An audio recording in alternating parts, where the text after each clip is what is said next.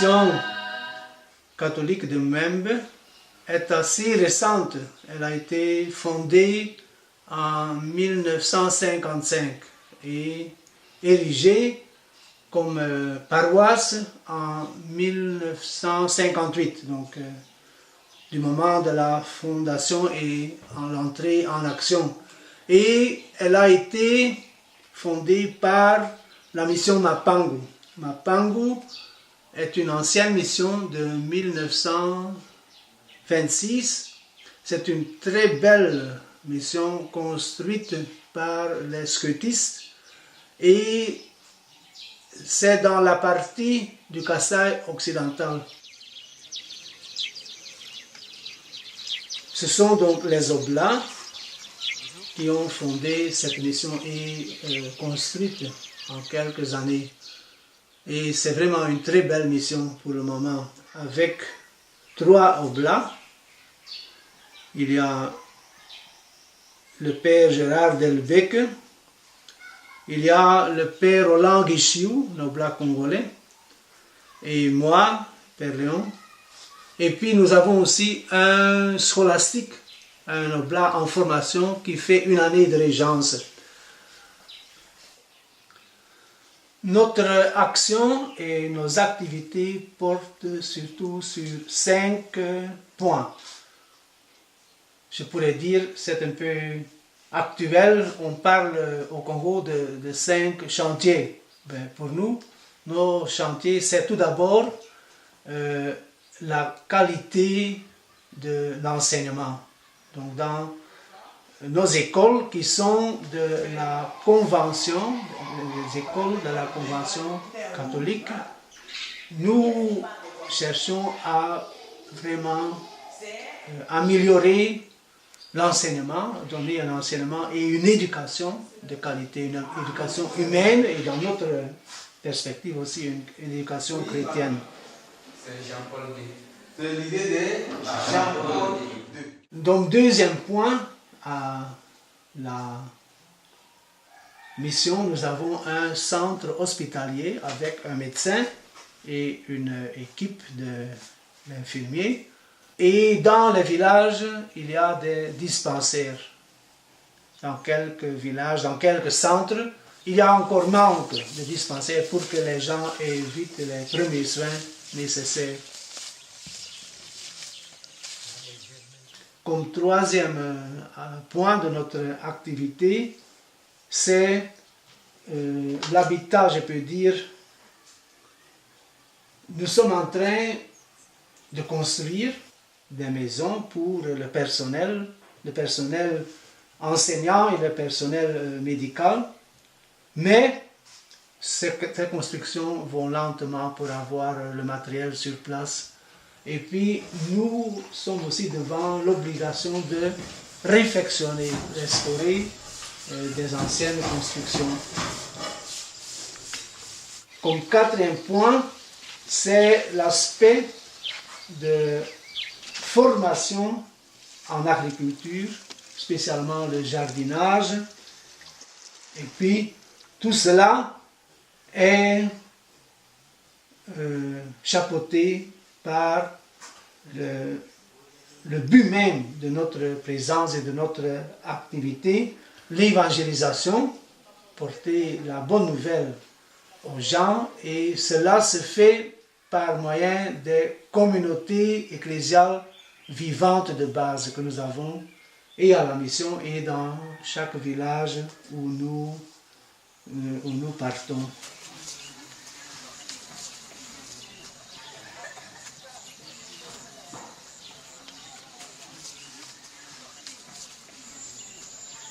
À la mission, nous avons 4 écoles. Il y a l'école maternelle, que je vais dire tantôt comment ça c'est venu, mais il y a aussi d'abord la base, c'était l'école primaire, et puis après l'école primaire, il y a l'école secondaire, ici on l'appelle lycée. Parce que dans l'histoire, au début, c'était pour des filles. Maintenant, c'est mixte, mais le nom lycée est gardé, lycée de Membe. Et puis, En annexe avec le centre hospitalier, il y a aussi un institut technique médical, l'ITEM, pour former des infirmières pour les soins de base. Donc nous avons 4 écoles et l'école maternelle est tout à fait nouvelle. Elle vient de naître. On a lancé ça un peu partout maintenant pour encadrer les enfants de bas âge qui se promènent, qui jouent partout pour leur donner déjà un peu le goût de l'enseignement et de l'éducation.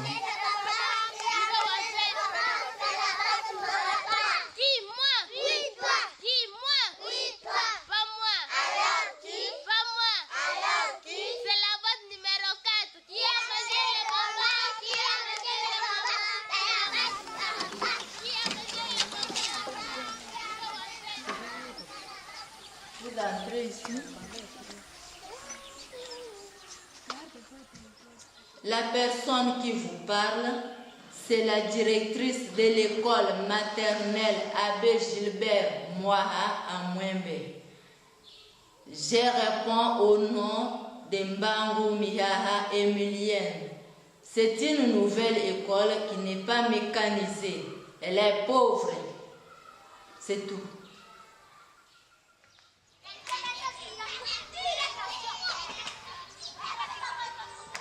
Nous sommes à l'école primaire Mwembe, une ancienne école de la paroisse de Mwembe. L'école compte 13 classes. Nous avons une succursale à Domaï Imbelenge. 6 classes là-bas. Ici au centre, 7 classes. Alors, l'école primaire Mwembe, c'est une école payée par l'État. Tous les enseignants sont payés. C'est une école bien équipée. Je pense bien, j'ai dit et j'ai terminé.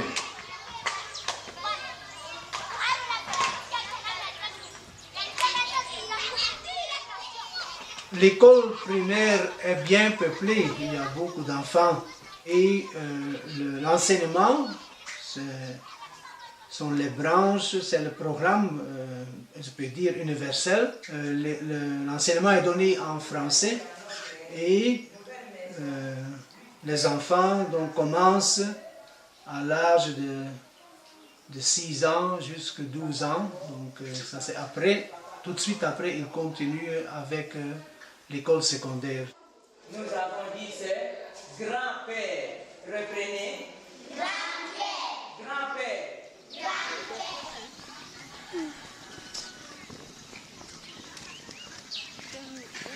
L'école secondaire, donc appelée lycée de Mwembe, est dirigée par un oblat, le père Roland Richiou, un confrère congolais, et avec un grand team de professeurs, des enseignants.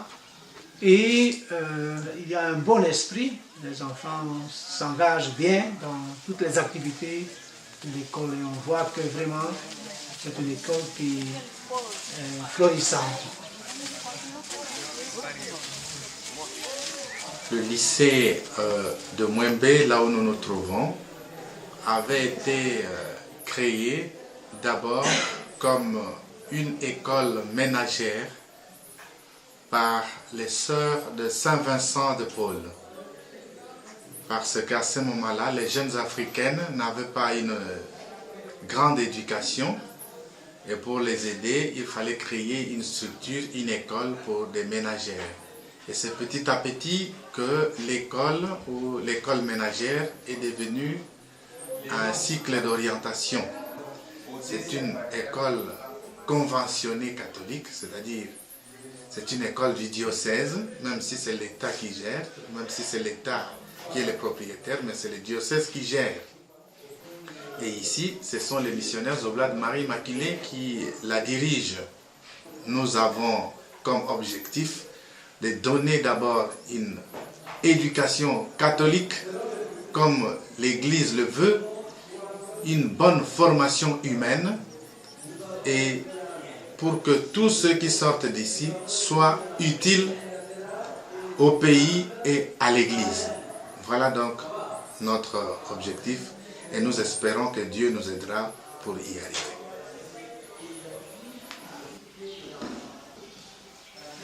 L'ITEM, l'Institut technique médical, est dirigé par un préfet qui s'appelle Mangani Jacques, qui se donne vraiment entièrement pour donner une forme à cet institut. Alors ici c'est le bureau qui encadre les apprenants, les enfants qu'on forme pour la formation médicale, qui deviennent ensuite des personnels soignants. Donc ce bureau ici se trouve à l'enceinte de l'hôpital. Parce que l'ITEM normalement est implanté dans un endroit où il y a l'hôpital. Parce qu'après la théorie, il faut envoyer les enfants à la pratique. Quand on quitte ici, nous allons passer pour faire voir des bâtiments qui constituent alors l'ITEM. Normalement, elle comporte 4 portes. Mais nous allons passer à 3 portes seulement. La 4e porte, les enfants, ce sont les finalistes qui sont en stage. Ils vont nous revenir un moment pour préparer leur jury central afin d'obtenir leur diplôme d'État qu'on va leur accorder. Ils deviendront définitivement des infirmiers ou infirmières. Je pense qu'en quelque sorte, c'est ça.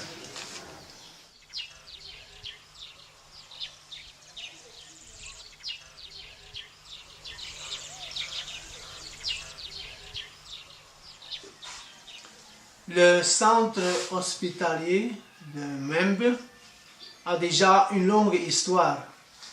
Cela a été commencé dès le début, quand il y avait des sœurs.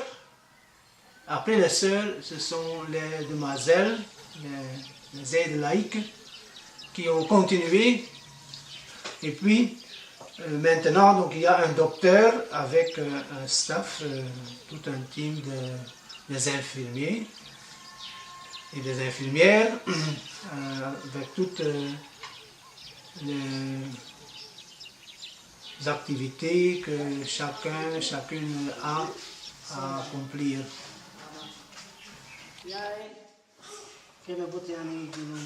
Au centre hospitalier, les malades peuvent venir pour des interventions chirurgicales. Il y a un bloc opératoire. Et il y a aussi donc, les mamans qui viennent pour l'accouchement, il y a la maternité. C'est la salle d'accouchement qui comporte 2 lits. Ici c'est la coucheuse, Novella.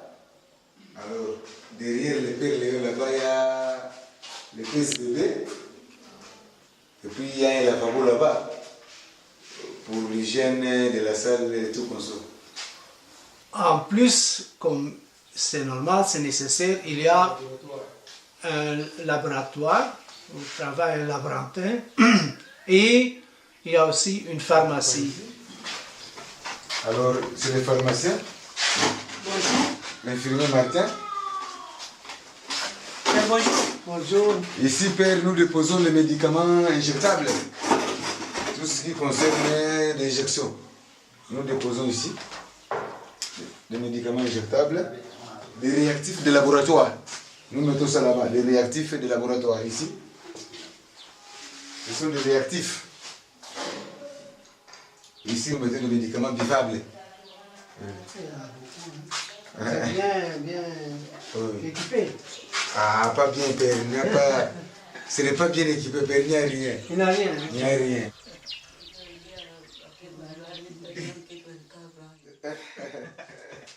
C'est une salle du pavillon de la médecine interne. Donc, les malades viennent, suivent le traitement. Alors, plusieurs malades sont ou bien de la mission ou bien des villages autour. Alors, on leur apporte le repas ou bien ils préparent sur place. Alors, nous allons les trouver maintenant en train de prendre le repas. C'est le mari qui est professeur au lycée qui est venu apporter le repas à son épouse et à l'enfant.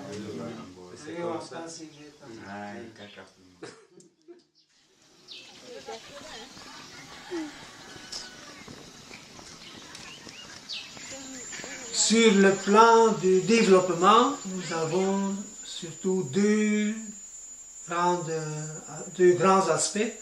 Il y a l'habitat, donc la construction des habitations et la réhabilitation pour le personnel d'abord à la mission, et puis le jardinage, les champs, tout ce qui concerne l'agriculture, et aussi l'élevage de petits et du gros bétail, et tout cela est dans les mains du père Gérard Delbé, que c'est depuis son arrivée en octobre 2010 qu'il a tout de suite commencé, parce qu'il avait une longue expérience dans sa vie missionnaire sur ce plan. Et puis est arrivée aussi une demoiselle qui est originaire de cette région, Pichilou Hortense, une auxiliaire de l'apostolat, qui vient pour animer les femmes, pour faire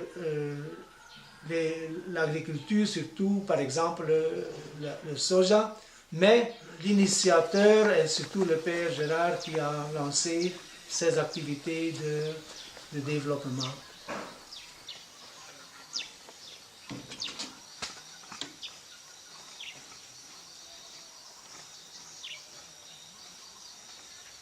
Nous sommes ici dans le jardin. Quand je suis arrivé à Mwembe il y a un an, c'était l'année passée en mois d'octobre, il y avait quelques plantes ici. Pourtant, ils avaient dit à Kin que le jardin était bien. Je pensais que je pouvais vivre tout de suite et avoir des feuilles pour manger, mais ce n'était pas vrai.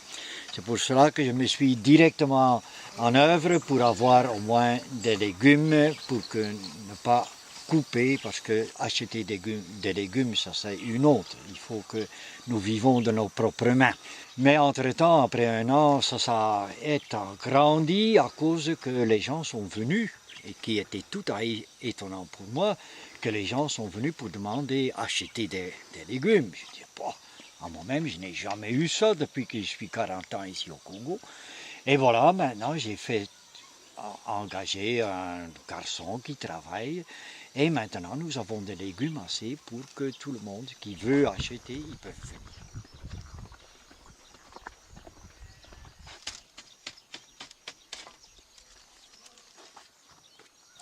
Le pourquoi de ce jardin ou de cette verger, c'est quand je suis arrivé ici en Mwembe, j'ai trouvé seulement des manguiers vraiment vieillis et pas un autre fruit. Et j'ai dit, bon, c'était justement le moment que les ananas sortaient des forêts et je pensais de le faire moi-même aussi, le même comme les gens font. C'est ainsi que je suis commencé à planter ces ananas. Pour avoir des plantes, j'ai demandé au directeur de l'école, il venait pleurer pour avoir de la craie. J'ai dit, si vous amenez des plantes, on va faire trop. Une plante pour combien des morceaux de craie. Et c'est ainsi que j'ai pu attraper plus que 1300 plantes de ce jardin ici.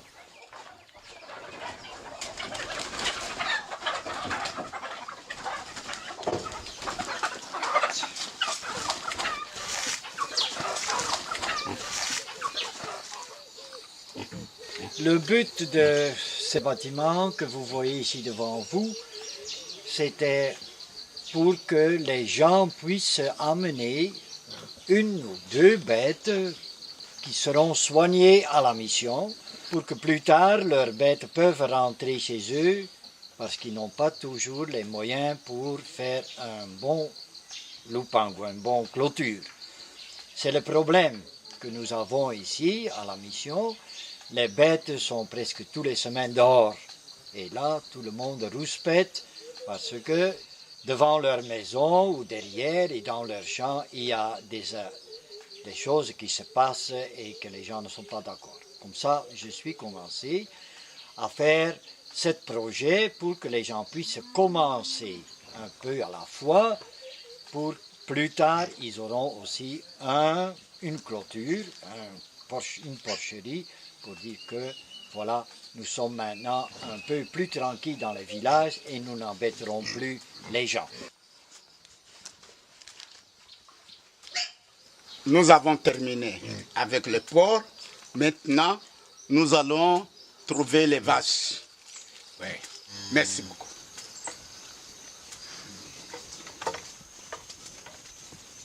Ce petit troupeau, nous l'avons commencé l'année passée, au mois d'avril, sur l'œuvre du Père Léon et le Père Gérard.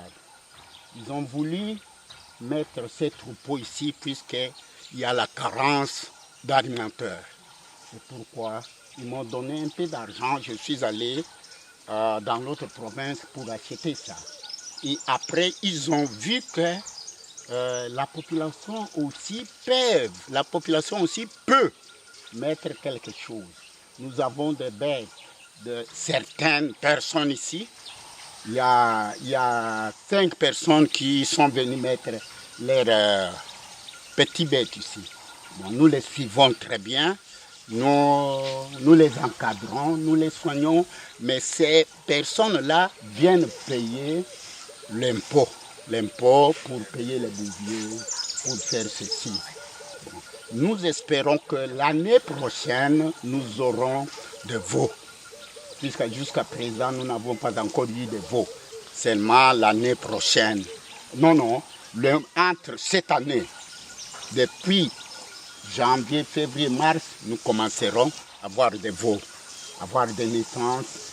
Nous espérons qu'avec leur aide, avec leurs idées, nous pouvons avancer avec ce petit troupeau. Elle deviendrait un grand troupeau. Merci beaucoup.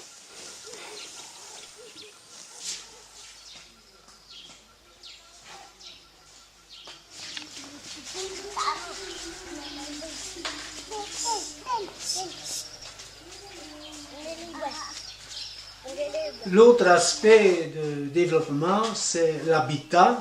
Sous l'habitat, nous considérons surtout d'abord la réparation, la réhabilitation des anciens bâtiments de la mission, donc l'infrastructure de la mission, et aussi la construction de quelques nouvelles maisons simple mais bien pour le personnel, pour que les gens soient vraiment à l'aise à la mission.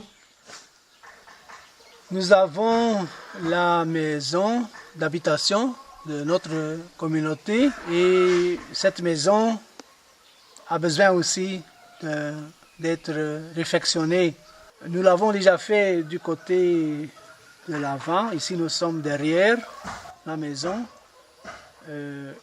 Il y a là aussi une petite maison qu'on doit d'abord démolir pour faire. La fondation est totalement abîmée. Et puis, vous voyez aussi des gouttières qu'on a déjà mis pour récolter l'eau, pour remplir la citerne. Pendant la saison de pluie, nous avons de l'eau, mais pendant la saison sèche, cette citerne doit nous aider à avoir une réserve d'eau. Nous avons aussi, là où il y a le moteur, une petite maisonnette qui est en partie détruite. Je ne sais pas quelle a été la cause, on doit refaire aussi. Et à côté encore, il y a le garage. Là, il y a aussi un palmier qui était tombé dessus et cela demande aussi de refaire renouveler tout cela pour donner un nouveau visage au poste de la mission, qui est le centre qui va rayonner sur les autres lieux, les villages où nous allons à la rencontre des gens pour voir quelles sont leurs aspirations, qu'est-ce qu'ils espèrent faire, là où nous pouvons les assister, aider, marcher avec eux. Dans le plan de renouveler, nous voulons construire 4 petites maisons comme celle-ci pour le personnel des écoles. Ça, c'est la première maison, ça nous prend déjà du temps, mais nous apprenons entre-temps. Pour nous, c'est une expérience pour voir où trouver le matériel, comment organiser la construction. Et puis, en plus de cela, il y a des anciennes maisons qui sont toutes délabrées. Il y a des fentes, il y a des fondations qui sont détruites. Alors là aussi, nous voulons réhabiliter, restaurer ces maisons pour avoir des logements dignes du personnel.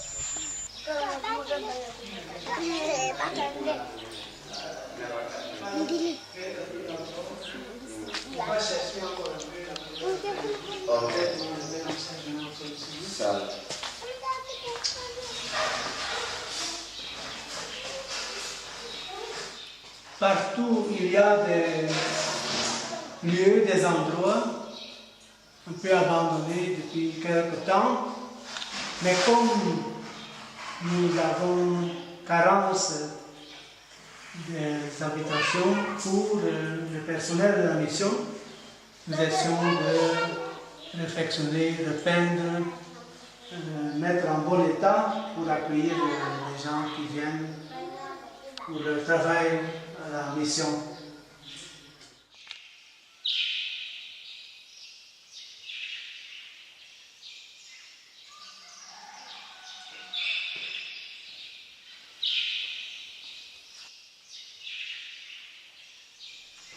La source de toutes ces activités, c'est le cœur même de la mission, c'est-à-dire l'évangélisation, porter la bonne nouvelle que nous avons reçue du Christ aux gens et aussi accompagner les gens à découvrir ce Christ et à suivre le chemin qu'il nous indique. Cela se fait surtout par des contacts dans des communautés ecclésiales vivantes de base, dans les villages, à la mission elle-même aussi, et les contacts personnels, individuels des gens qui viennent exposer leurs besoins ou bien leurs aspirations. Le plus important de notre présence au Congo, comme missionnaire, mais aussi pour les Oblats originaires du Congo, c'est d'aller vers les gens dans leur milieu de vie, donc dans les villages.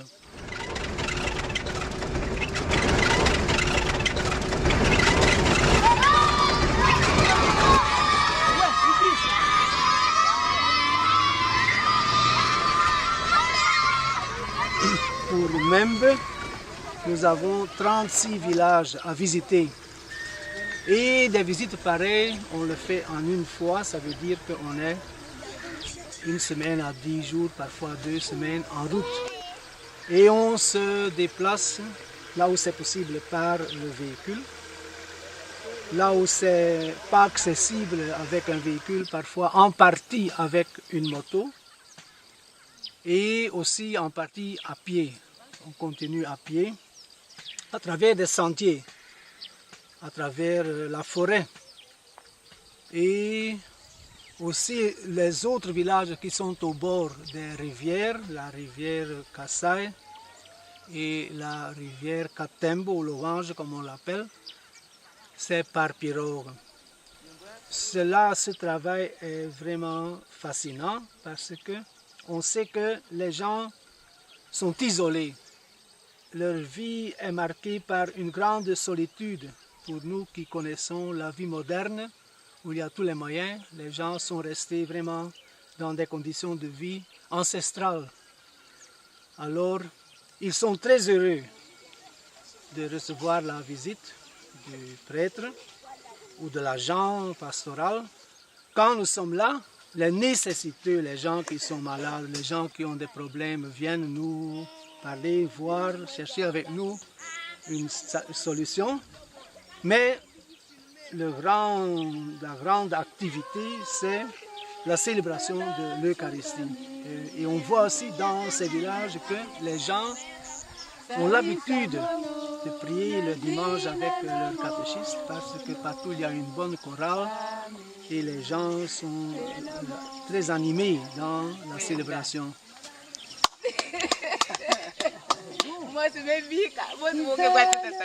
Alors nous apportons ainsi un air de joie, d'oxygène dans leur vie de tous les jours et nous devons les visiter régulièrement.